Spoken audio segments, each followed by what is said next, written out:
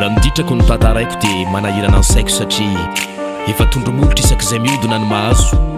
napetraka ny fitsipika sy lalàna amin'ny feny mpiarabelona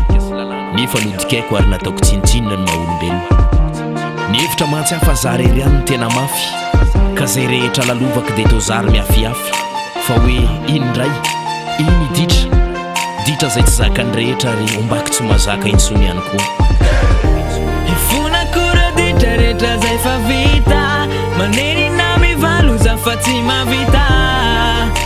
ny hoavy zano arenina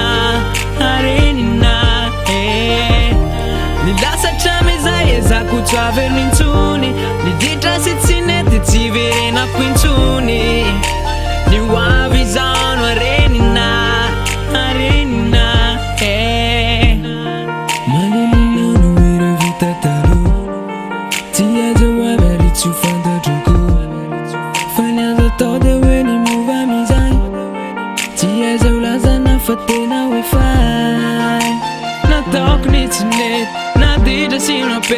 nandika ny lalàna izay voateny mahoay mifona sy mivalo fa tsy anao intsony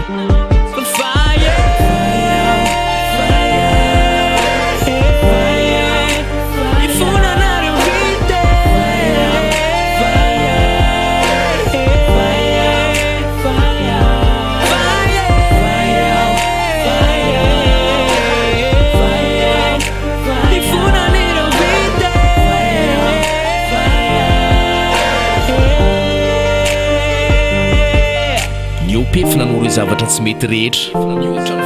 fetsifetsina nambaka ny mpiaramonina tompondaka ny ditra ny koizany maro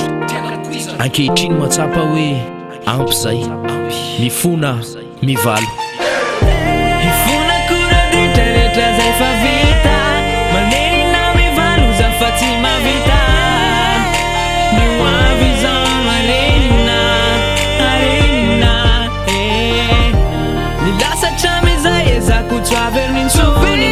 ditra sy tsy nety tsy verenako intsony ny hoavy zano arenina ifona kora ditra rehetra zay fa vita manery na mivaluza fa tsy mavita ny hoavy zano arenina ny lasatra mizay ezako tsy averiny intsony ditra sy tsy nety tsy verenako intsony ny hoavy zano arenina ny hoavy zano arenina efa ampy zay ny ditra vita ny andrandra fahendrena lalandava ny hoavy zano arenina ianao koa miova am'izay mba afay